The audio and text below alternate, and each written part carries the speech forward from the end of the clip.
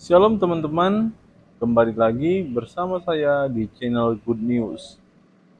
Di dalam channel ini kita akan membahas tentang iman kekristenan. Segala hal yang bersangkut paut dengan iman Kristen akan kita tuangkan di dalam channel ini melalui setiap video-video yang akan diupload melalui channel ini. Baik itu materi-materi tentang sejarah kekristenan, kesaksian murtadin, debat lintas iman, ataupun berita-berita terbaru dari dalam iman kekristenan.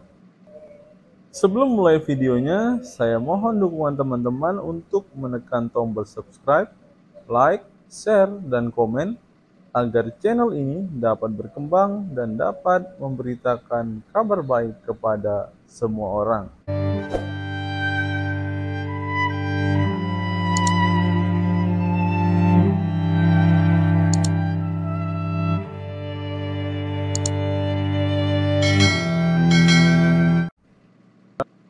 Channel ini mempunyai sebuah program, yaitu program membaca Alkitab selama 1 tahun, di mana di setiap akhir video ini kita akan bersama-sama membaca Alkitab dari Kejadian sampai Wahyu.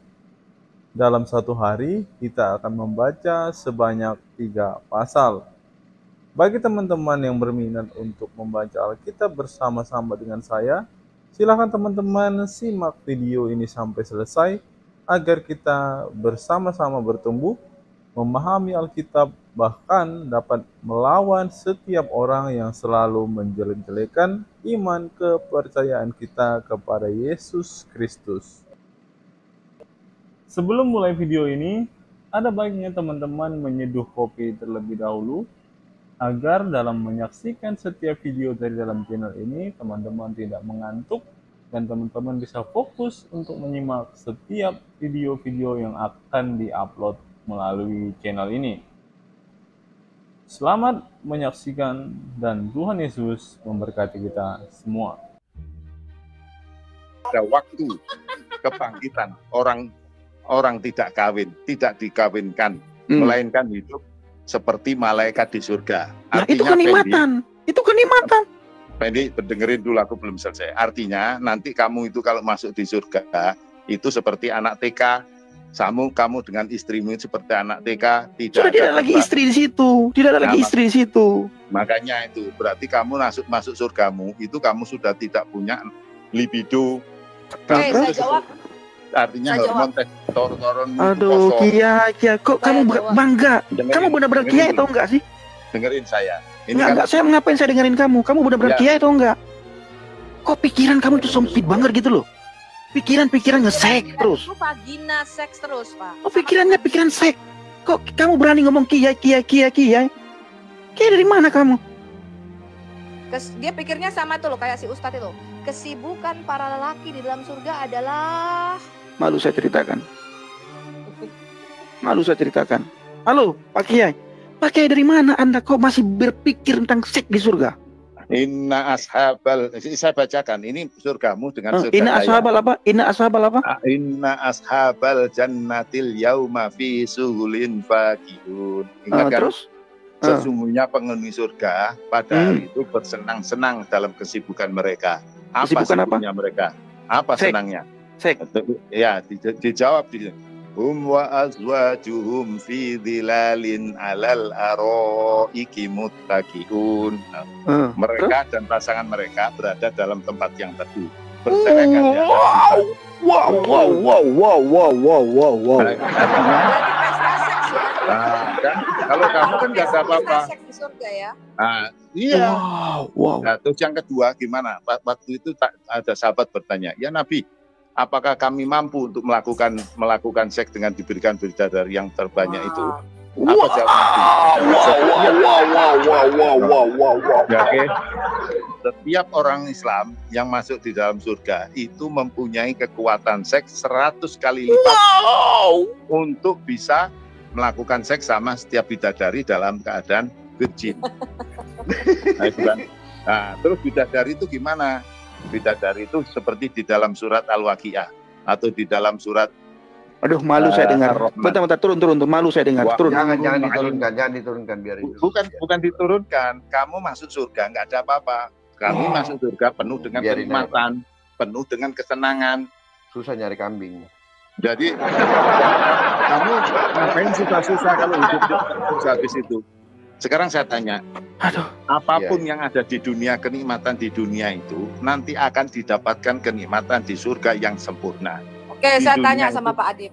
Ya, Bentar, saya tanya dulu. Boleh dengar nggak? dulu. Paham nggak? Paham apa yang saya jelaskan? Paham. Ngerti. Saya belajar Islam 6 tahun. Wah, 6 tahun. Saya tanya sama Pak Adib. Aduh, Tuhan. Di dalam dunia ini boleh nggak kamu seks dengan banyak wanita-wanita seperti surgamu itu? Nah, sekarang begini, dunia ini itu adalah DP, hanya DP. Kita DP. diberikan istri, dengar. Kita diberikan DP. istri, ini adalah nanti di surga itu kita akan menikmati yang seperti Siapa yang itu. naikkan Bang Adib ini? Siapa yang naikkan Kiai ini ya? Nah, Ya. artinya Pendi, Kiai pinter nih. percuma Sebentar, kamu sebentar, Pendi masuk surga kalau misalnya nggak apa-apa. Jadi Iya, alatmu nggak itu apa-apa. hanya Gini sebagai loh. pancuran nanti di surga. Gantian. Oke. Ya.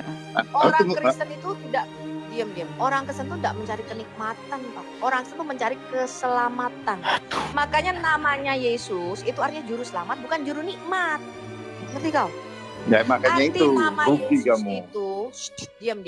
Arti nama Yesus adalah juru selamat, sebab dialah yang akan menyelamatkan umatnya dari dosa mereka.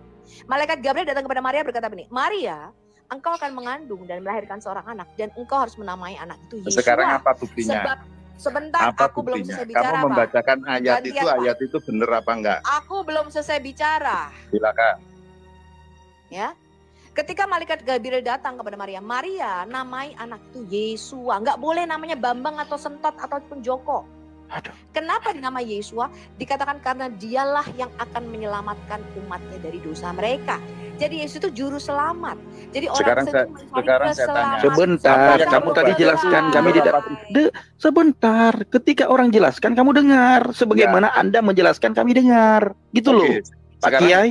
sudah saya jelaskan. Sebentar Pak Kiai, belum jelas, belum selesai. Orang Kristen itu tidak mencari kenikmatan. Karena Yesus bukan juru nikmat, tapi juru selamat. Jadi kami mencari keselamatan, bukan kenikmatan. Yesus itu tidak pernah menjadikan kenikmatan, Yesus menjadikan keselamatan. Ngerti kamu? Itu yang pertama. Yang kedua, pertanyaan saya kembalikan kepada Bapak. Bolehkah di dunia ini kesibukanmu nge-seks dengan wanita yang berbeda-beda setiap hari? Sekarang saya jawab ya. Itu sudah jelas bahwa Pendi nanti masuk surganya Kristen itu tidak dapat apa-apa seperti penjelasan kamu tadi. Enggak apa-apa, enggak masalah. Enggak apa-apa, saya Kamu enggak jawab apa-apa. pertanyaan saya. Bolehkah Oke. kamu nge-seks dengan ribuan wanita seperti dalam surgamu itu di bumi? Sekarang gini loh, Islam itu memberikan batasan. Islam itu tidak seperti perjanjian surga. lama. Di surga nggak ada Seperti- batasan ya.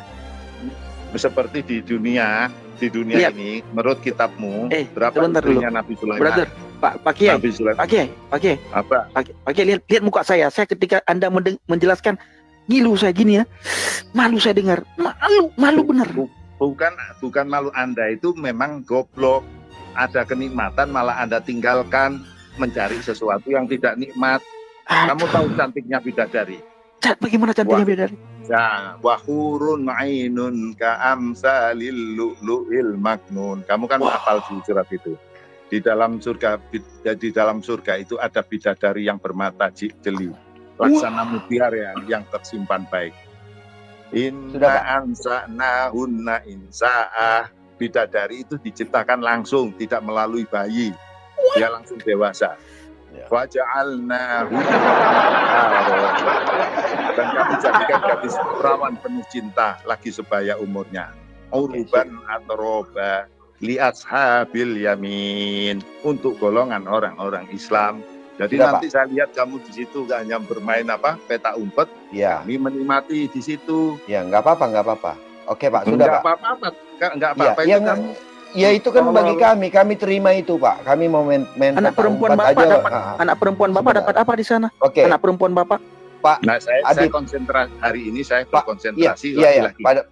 Bentar Pak Adib, bentar Pak Adib. pernyataan Pak Adib bisa dibantahkan oleh Rasulullah sendiri. Di hadis Bukhari 6006 dikatakan ya bahwa Rasulullah mengatakan bersabda, neraka dikelilingin syahwat, ya, sedangkan surga dikelilingin hal-hal yang menyenangkan. Artinya sudah berbanding terbalik dengan apa yang Bapak katakan itu tadi. Itu di dunia, Anda salah. Loh, di mana dikatakan di situ di dunia? Artinya begini, saya jelaskan kepada Islam. Ini saya menjelaskan berdasarkan Al-Quran. Ini Al-Quran, nggak usah dibantah. Ini penjelasan yang saya baca Al-Quran. Anda hadis itu butuh penjelasan. Penjelasan itu artinya apa? Kalau kamu misalnya penuh dengan syahwat di dunia ini, itu tempatnya neraka. Tapi kalau kamu berpuasa dengan syahwat, artinya kita hanya kepada istri dan yang dihalalkan kepada kita itu tempatnya surga. Suka-suka Pak Kiai lah. Tidak begitu. Suka. Bapak coba bacakan itu hadisnya 6006 hadis. Bang Nabirong mungkin perlu dibukain Bang, tarik Bang hadisnya keluar. Oh, Jangan Bang Nabirong, jangan lawan Pak Kiai, Bang. Oke. Enggak, soalnya gini. Bang Adib, sebentar Pak Kiai. Pak Kiai, sebelum dibukakan hadis, apalah yang menjadi kenikmatan perempuan? Ini kan kenikmatan laki-laki. Kenikmatan perempuan di surga apalah? belanja tas. Dapet Tupperware. Coba lah. Itu kan kenikmatan laki-laki. Kalau kenikmatan perempuan apa? Itu perhiasan, benang-benang. Nah, iya kan? Saya Perhiasan, berkonsentrasi beli tas laki-laki. channel. Enggak, jangan. Kamu harus ingat juga ada banyak perempuan muslim kalau Kiai malam ini tidak bisa jawab, mereka akan siap murtad. Ya. Apabila perempuan tidak mendapatkan jatah apapun di surga, mereka akan murtad loh. Masa mereka menonton laki-laki aja? Coba. Bentar Kiai, bentar. Tadi dirimu sudah menunjukkan tentang bidadari. Itu kenikmatan bagi laki-laki. Sekarang kenikmatan bagi perempuan di mana tertulis? Kenikmatan bagi perempuan. Kalau kenikmatan bagi laki-laki itu ada bidadari, ya. Nah, sekarang saya meminta tunjukkan kepada kami kenikmatan yang dinikmati oleh perempuan. Coba. Aduh, malu saya bertanya. Ya, minta maaf ya Bapak Ibu ya. Hari ini saya berkonsentrasi laki-laki. Besok kita lanjutin. Jangan. Okay. Coba jangan. Saya Jangan tunjukkan kenikmatan apa yang didapat oleh perempuan. Ada apa-apa.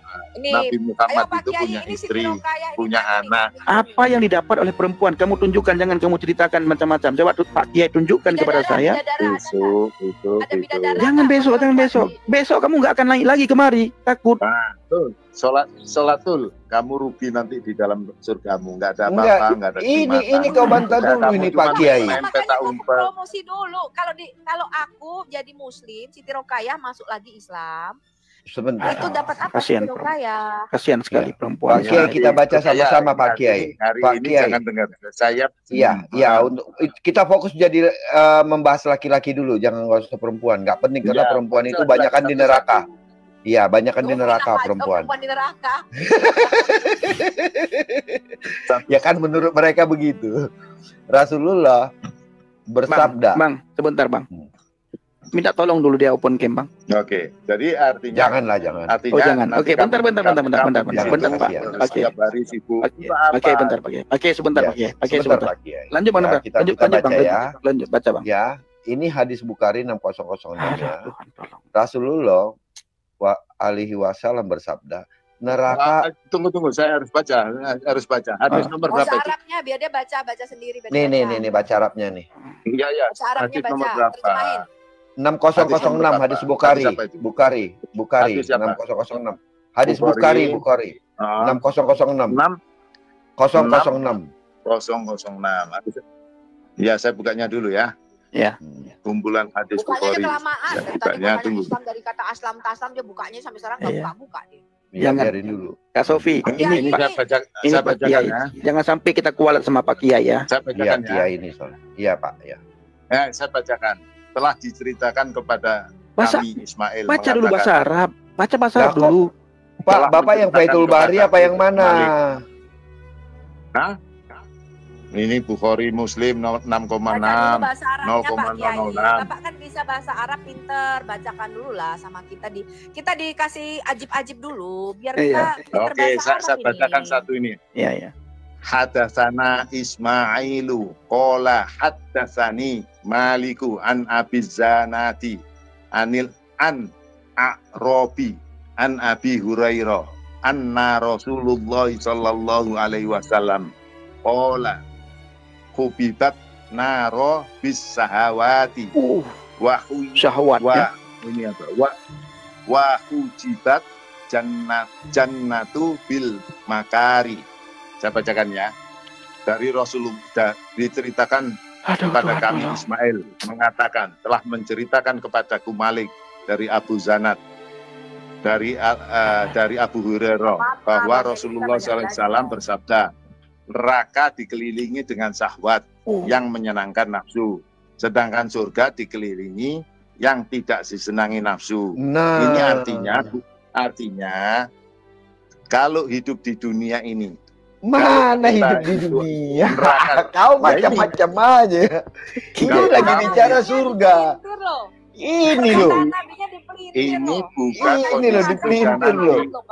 Ini Ini bukan loh. kondisi. Nabimu loh Pak. Jangan Iya, ini Nabi kita itu mengatakan kalau kamu mau ke surga, kamu jangan menganukan hawa nafsumu. Tidak ada Kamu- dikatakan.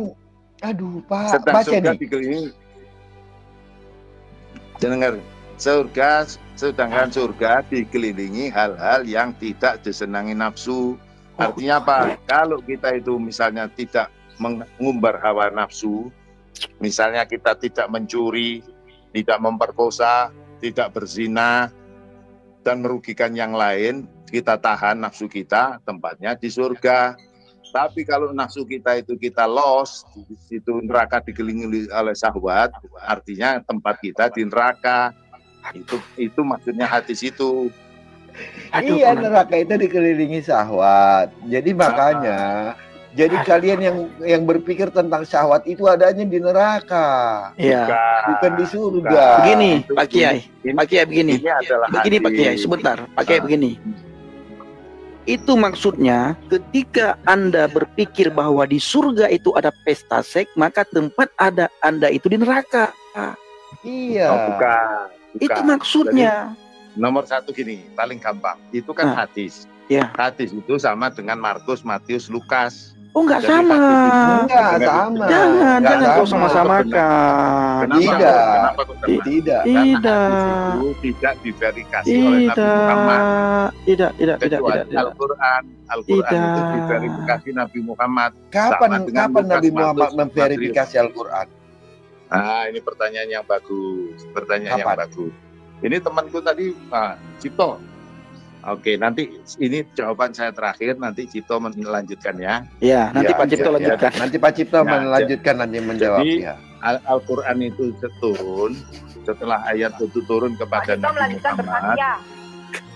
Nabi Jangan Muhammad kau suruh Pak itu Cipto bertakia ya. Pak Cipto mengajarkan nggak bisa kepada bertakia. Para sahabatnya yang tidak bisa menulis, mereka menghafalkan, sedangkan yang bisa menulis. Dan Nabi sendiri pun juga punya sekretaris sendiri. Akhirnya Al-Quran itu selalu ditulis. Setelah ditulis, Nabi Muhammad itu menanyakan lagi, coba baca lagi, benar nggak? Setelah dibaca. Selain itu diverifikasi setiap sholat, setiap itu Al-Quran itu dibaca terus-menerus. Jadi artinya Al-Quran itu adalah wahyu dari Allah yang diturunkan kepada Nabi Muhammad. Yang kita baca sekarang itu adalah kata-kata Allah, berbeda dengan Markus, Matius, Lukas. Itu adalah karangan atau cerita daripada Lukas tentang Yesus, bukan dari Tuhan. Makanya itu Sekarang- bebas saja. Quran yang didiktekan Muhammad di mana, Pak? Yang sekarang yang didiktekan Muhammad maksudnya gimana? Ya sekarang Quran ini, Al-Quran itu dari waktu ke bukan waktu. Quran yang zaman Muhammad. Kan Bapak bilang ada yang ditulis oleh para sahabatnya.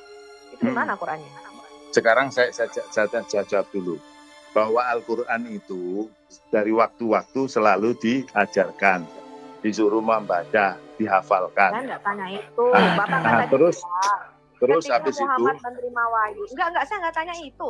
Yang saya tanya, Bapak tadi mengatakan ketika Muhammad menerima wahyu, disuruh nulis, lalu direview. Coba bacakan, bener nggak tulisanmu? Sekarang mana tulisannya yang ditulis di Qurannya ditulis sahabatnya Muhammad ini? Nah, ini lihat aja, saya bukanya di sejarah penulisan Al-Qur'an. Saya menggunakan referen yang paling gampang. Anda bisa mengeceknya, yaitu di Wikipedia. Di Wikipedia. Saya tanya, kok di Wikipedia? Lo bukan Quran zaman Muhammad kok di Wikipedia? Emang zaman Muhammad ada Wikipedia? Dengerin. Kamu kan membutuhkan apa? Bukti, fakta kan begitu. Enggak, jadi saya makanya tanya, Bapak kan tadi mengatakan bahwa pada zaman Muhammad ketika Muhammad menerima wahyu langsung ditulis sama sahabatnya, betul nggak? Iya betul. Lah mana itu tulisan para sahabatnya, Qurannya mana? Nah, makanya saya jelasin. Jadi pada saat Nabi Muhammad itu suruh menulis kitab bukan buku ini, tulisan-tulisan itu sudah dikumpulkan di Nabi Muhammad, disimpan di istrinya Siti. Terus habis itu perkembangan zaman Nabi Muhammad diganti oleh Abu Bakar.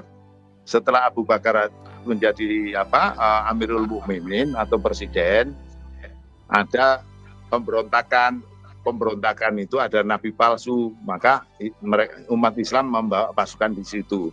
Ternyata ada 70 penghafal Al-Quran pada saat itu gugur dalam mati syahid. Karena terjadi gugur mati syahid, Umar menghadap kepada Abu Bakar. Abu Bakar, tumben kita mau dengar dongengnya dia ya.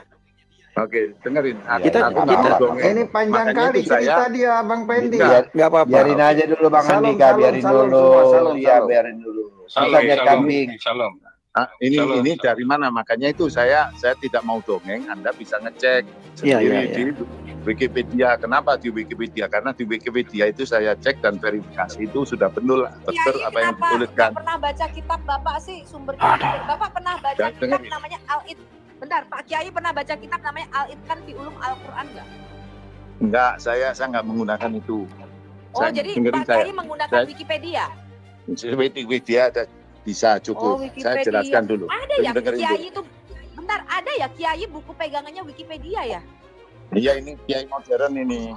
Kiai canggih, Al-Hayat Indonesia.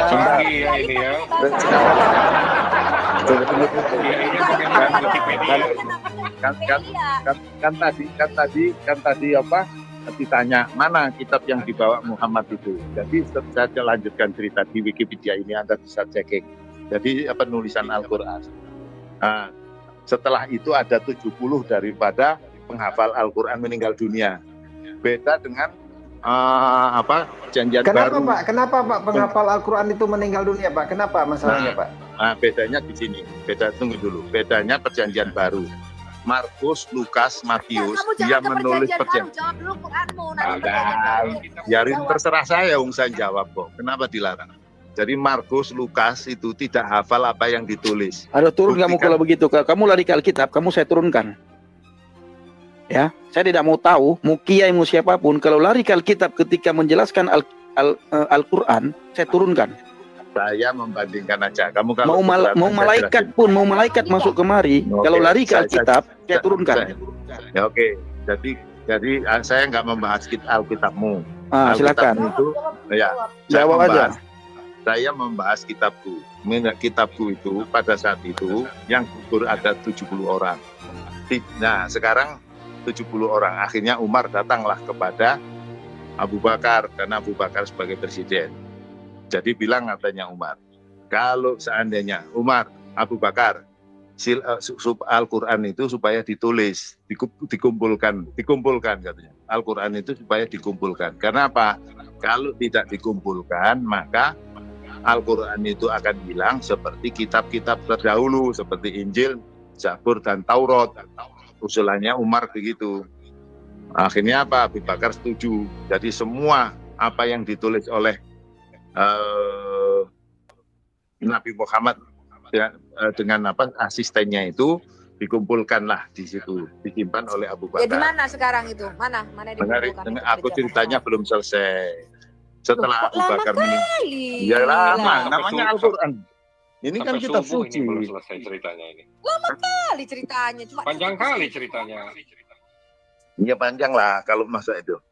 Setelah itu kitab itu disimpan oleh Umar karena Umar sebagai khalifah. Pak Kiai. Setelah Umar disimpan oleh khalifah, Umar meninggal dunia karena Umar itu waktunya juga cuma 7 tahun. Kitab itu disimpan oleh istrinya Umar, anaknya Umar, istri daripada Nabi namanya Hafsah. Pada saat zaman khalifah yang ketiga Utsman, kira-kira 10 tahun sesudah Nabi wafat, umat Islam itu expand, berkembang sampai Azerbaijan. Di Azerbaijan di situ terjadi masalah, yaitu Al-Quran itu dibacakan berbeda. Akhirnya hampir terjadi bentrokan karena terjadi hampir berbeda. Bentar, aku nanya. Ya, oke. Dikatakan ketika pada zaman Utsman bin Affan itu kan melebarkan sayap ke Azerbaijan pada waktu itu. Pertanyaan saya, bagaimana orang-orang Azerbaijan itu kok sudah bisa punya Quran padahal Islam belum sampai ke sana? Islam itu belum berekspansi, hanya berekspansi pada zaman Utsman bin Affan sampai ke Azerbaijan. Bagaimana orang Azerbaijan kok bisa punya Quran? Bukan orang Azerbaijan punya Al-Quran. Jadi orang Islam, tentara Islam pada waktu itu, waktu melakukan pembebasan di Azerbaijan di sana. Oh, ini bukan orang Azerbaijannya yang baca Al-Quran, orang Islam di situ terjadi perbedaan cara baca. Karena terjadi perbedaan cara baca. Saya tanya, Islam itu kan belum berkembang sampai ke Azerbaijan. Lah kok bisa? Kan itu kan baru berekspansi. Kan tadi Bapak mengatakan pada zaman Utsman bin Affan, umat Islam itu baru berekspansi, baru mau memperluas nih wilayahnya sampai ke Azerbaijan. Lah kok di Azerbaijan udah ada orang-orang yang baca Quran, itu dari mana itu Quran? Dengerin saya, yang membaca Al-Quran bukannya... Tadi Quran, gini loh sebentar. Bapak tadi mengatakan ada penghafal di dalam perang Yamamah yang meninggal. Ada satu riwayat 70, ada riwayat lainnya 300. Jadi Bapak pikir saya itu nggak ngerti. Ya, sebentar. Sekarang saya tanya, Markus itu hafal enggak? Tanya dulu, pertanyaan saya, dari mana orang Azerbaijan itu kok punya Quranmu? Padahal katanya disimpan di tempatnya Abu Bakar, kemudian disimpan pada zaman Umar, kemudian disimpan oleh Hafsah. Kok bisa Quran yang disimpan di rumahnya Hafsah ini bisa sampai ke orang-orang Azerbaijan gitu loh? Anda Siti Rokaya misunderstanding. Bukannya saya dengerin, bukannya orang Al-Qur'annya di Azerbaijan. Al-Quran itu dihafal oleh orang-orang pasukan Islam. Setelah di Azerbaijan, karena Islam itu berkembang dari berbagai suku, maka ada perbedaan cara membaca Al-Quran. Yang cara perbedaan... Bapak nggak baca itu ya? Bapak nggak baca itu ceritanya?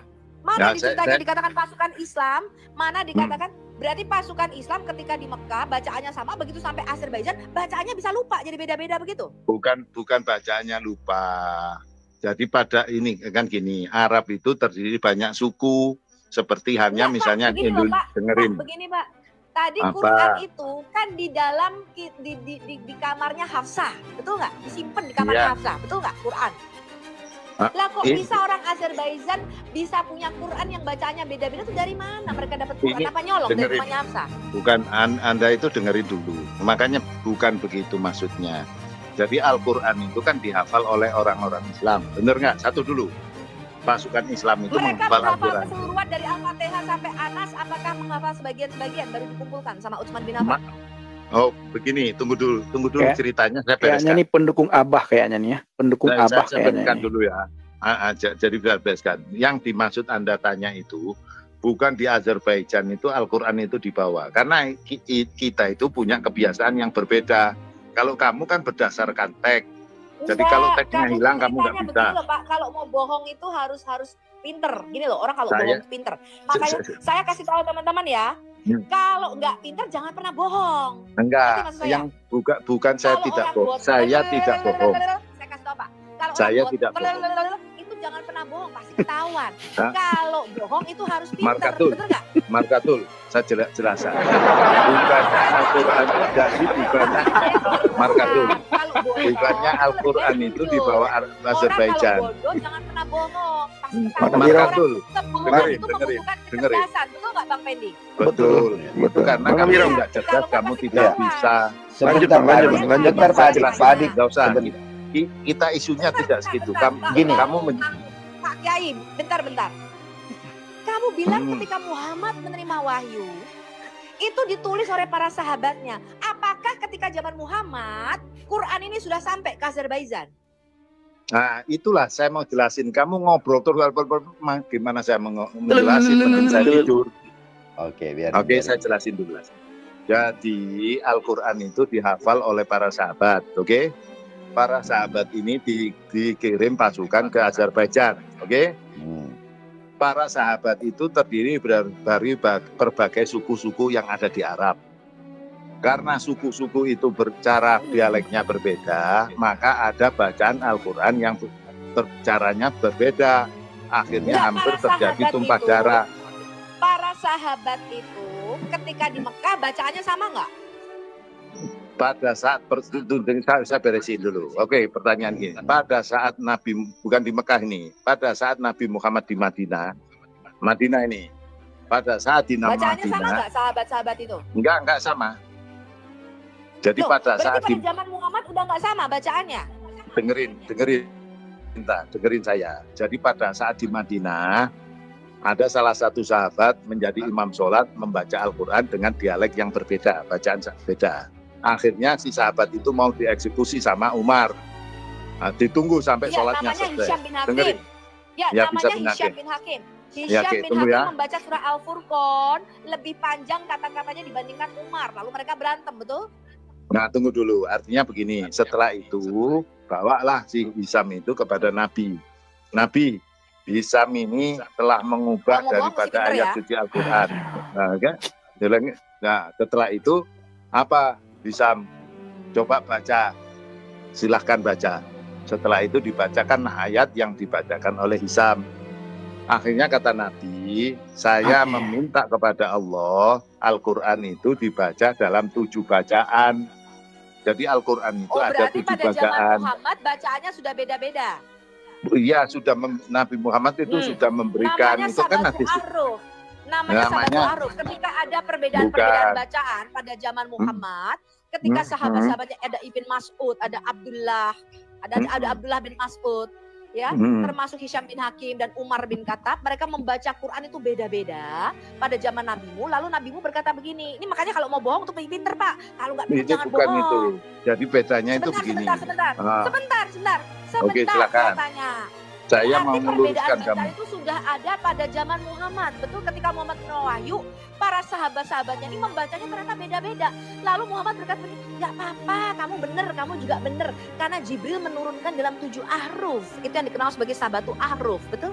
Ya, jadi Al-Quran itu bisa dibaca dengan 7 bacaan qiraah. Quran itu tidak satu atau sama. Pada zaman Muhammad aja sudah ada 7 versi yang beda-beda cara bacanya, betul? Bukan begitu gini. Kalau misalnya saya bukan begitu lagi. Gimana sih Makna bilang? Iya, jadi gini. Ibaratnya saya ibaratkan kalau orang Surabaya kayak saya bilang oh iya. Kalau orang Jakarta iye. Jadi bedanya. Sebentar. Bapak tahu jadi kalau Jakarta itu beda dialek. Pak, tahukah Bapak siapa Hisham bin Hakim dan Umar bin Khattab? Bapak tahu nggak mereka itu siapa? Sudah tahu, mereka itu sahabat Nabi, mereka itu sahabat Nabi. Mereka itu satu dialek, mereka itu suku Quraisy. Iya sama bisa. Jadi bisa Hisham bin Hakim dan Umar bin Khattab itu bukan bertengkar masalah dialek, melainkan Hisham bin Hakim itu membaca hurufnya lebih panjang, kalimatnya itu lebih panjang dibandingkan Umar bin Khattab. Iya, yang mereka bacakan adalah surah Al-Furqan. Sekarang saya kasih contoh. Perbedaan dialek, tidak pernah dialek Pak. Perbedaan itu di huruf, di ahruf. Itu qiraah. Bukan itu bedanya, itu qiraah bacaan. Sabatu ahruf, saya tanya, sabatu ahruf apa sabatu qiraah? Jadi itu diistilahkan 7 ahruf itu adalah huruf. Itu huruf, betul? Jadi misalnya gini, saya kasih contoh.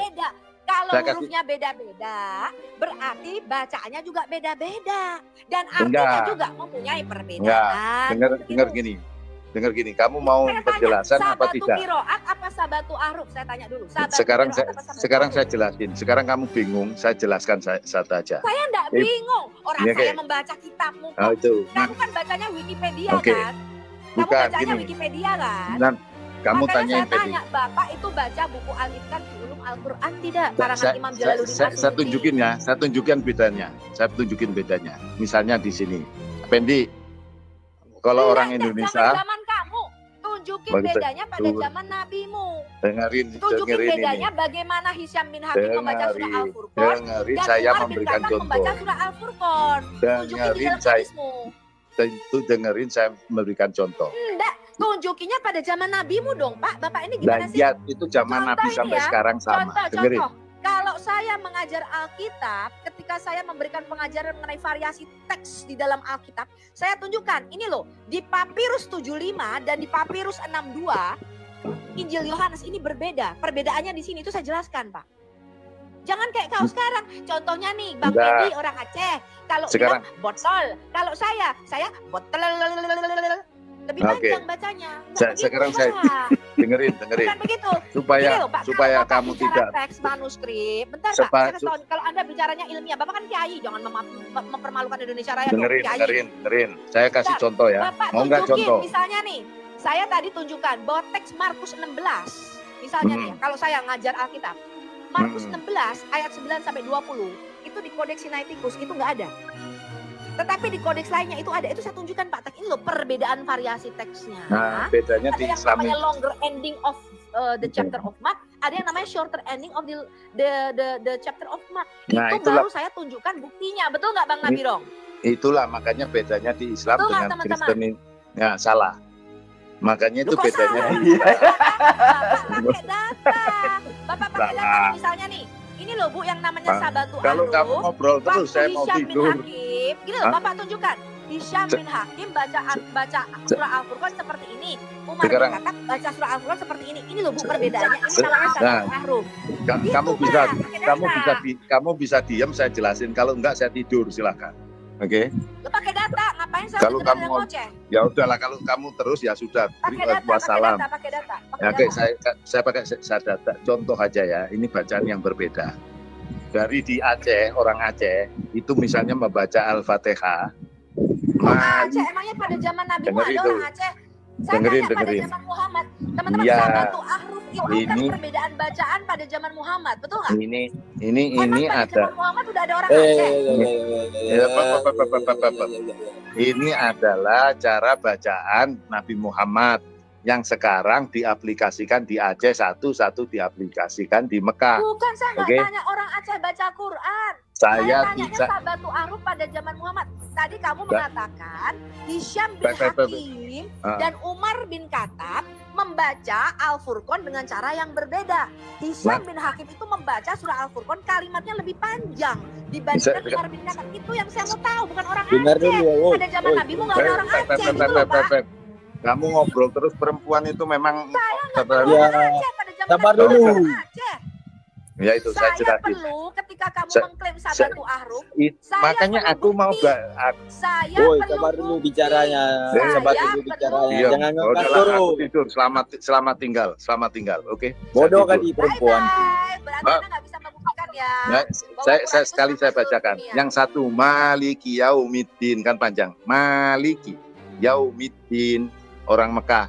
Maliki Yaumiddin, ma-nya di sini dibaca panjang. Maliki Yaumiddin, orang Mekah.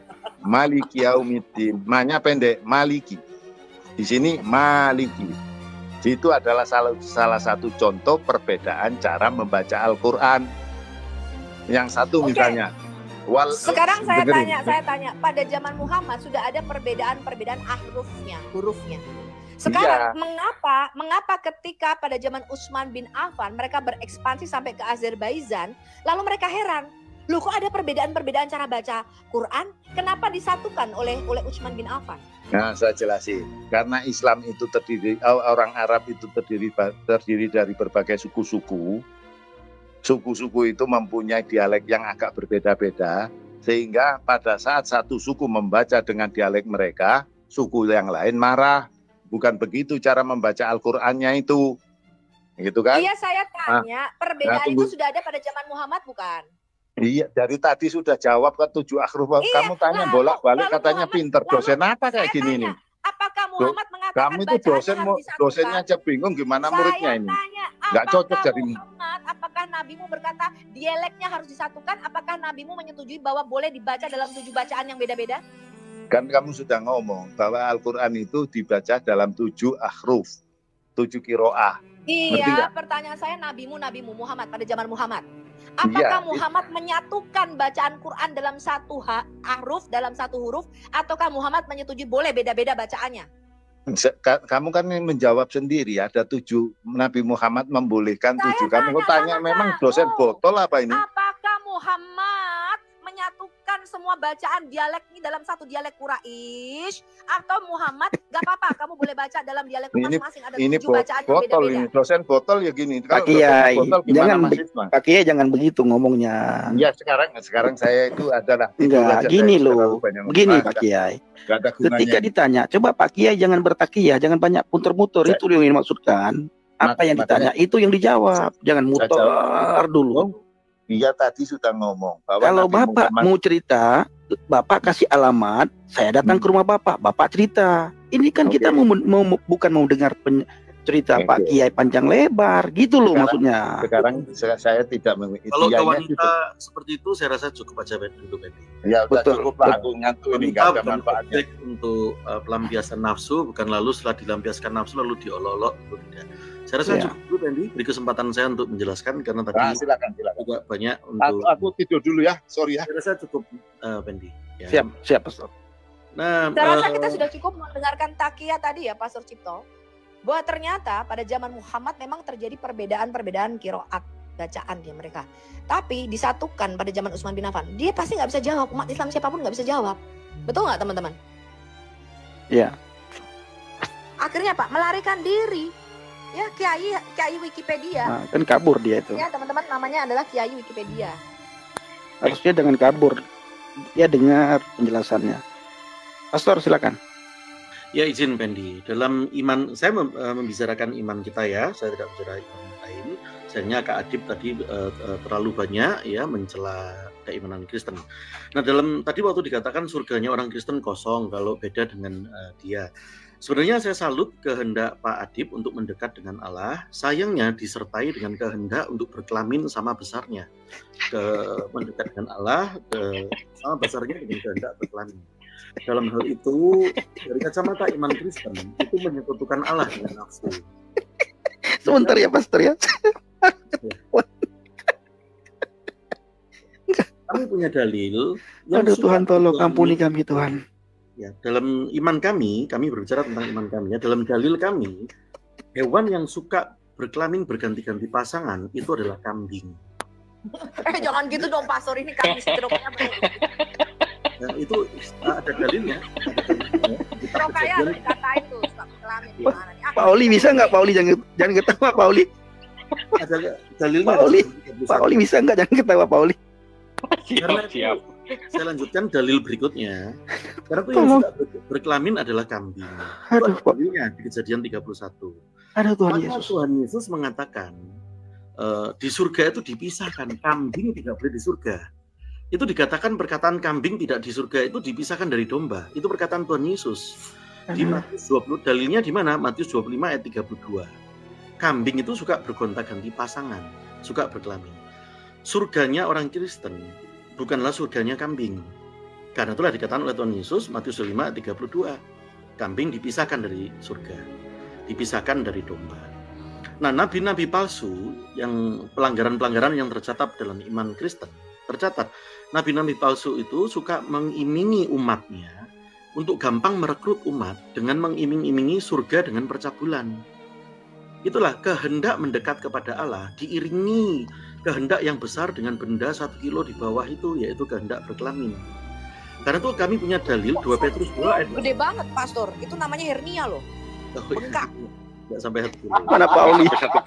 Nggak sampai 1 kilo. Pak Oli. Saya minta ampun Pak Oli, udah betul malam ini. Saya salut sama Pastor Cipto begini loh. Beliau Pastor tadi ketawa nggak sih Pastor ketika bicara-bicara begitu Pastor? Itu dalil. Soalnya kami belum, saya minta maaf Pastor ya. Saya belum pernah mendengar Pastor Cipto ketawa. Itu loh. Pastor bisa nggak Pastor ketawa? Atau memang tidak mau ketawa? Atau memang Pastor ketika ketawa Mic-nya dimatikan. Enggak, karena kalau membicarakan dalil kan bukan pendapat pribadi, itu dari dalil. Siap, Pastor, siap. Hanya kambing yang suka berkelamin, bergonta-ganti. Kan? Dan dikatakan di Matius 25 ayat 32, kambing dipisahkan dari domba. Kambing tidak berhak untuk di surga. Nabi-nabi palsu dalam iman Kristen, kita mencatat pelanggaran-pelanggaran orang-orang yang sesat mengaku diri sebagai nabi tapi palsu. Salah satu cirinya adalah di 2 Petrus 2 ayat 18 dikatakan di dalil sana. Ciri khas nabi palsu itu mengimingi umatnya, merekrut umat dengan percabulan. Gampang sekali mengambil umat dengan percabulan. Kekristenan pun mau dikalahkan dengan boleh gonta-ganti pasangan misalnya. Tetapi kita bersyukur agama Kristen tidak ditegakkan dengan gonta-ganti pasangan harus 4 kali, 5 kali atau 10 kali. Bahkan istri bisa di kloter 4 yang pertama dibuang, diganti kloter kedua. Tetapi tetap iman Kristen menjadi mayoritas. Sebab itulah di 2 Petrus 2 ayat 18 nabi palsu itu mengimingi umatnya dengan percabulan. Ibarat kalau seperti zamannya Nebukadnezar, dia juga begitu. Zamannya Caligula juga begitu, merekrut umatnya dengan percabulan. Dia juga menjanjikan ini ada surga, tetapi surganya tidak ada jaminan. Hanya khayalan, tenang-tenang. Nanti kamu mendekat kepada Allah, tapi diiringi berkelamin. Tetapi ternyata untuk masuk ke surganya pun tidak ada jaminan, sehingga menjadi pepesan kosong. Karena itu bagi iman Kristen, mendekat dengan Allah itu tidak bisa dikalahkan atau disamai besar dengan kehendak untuk berkelamin. Selalu ingat cerita tentang belalang. Seperti kalau kita jalan di jalanan, misalnya kita kelihatan belalang lagi kawin gitu. Apakah lalu tiba-tiba kita serendah, wih ini ada belalang lagi menjot-menjotan begitu lagi kawin. Lalu nggak pernah lihat belalang kawin nih Pastor ya? Pastor bisa-bisa aja belalang kawin diintip. Kalau ada belalang kawin, apakah kita terus kemudian, aku jadi pengen seperti itu? Tentu tidak. Itulah perasaan kita juga di surga. Tidak kemudian nafsu berkelamin lebih besar daripada nafsu mendekat kepada Allah. Dalam iman Kristen, Allah itu adalah menganggap kita bukan budak tapi keluarga.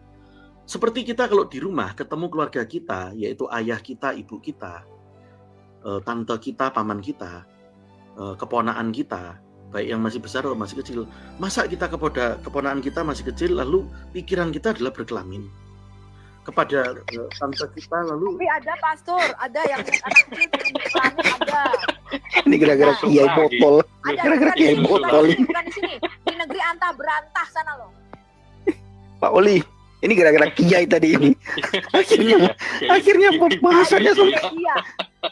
Aduh, Tuhan Yesus tolong ampuni kami. Tapi aku baru tahu loh, Pastor, masa ada kiai kan bisa bacaannya bahasa Arab, betul nggak Bang?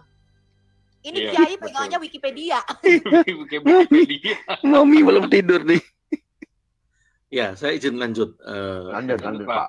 Saya membacakan apa yang tertera yang dalil dalam Alkitab. Karena itu di 2 Petrus 2 ayat 14 juga mengatakan ciri nabi palsu itu suka nafsunya sinah.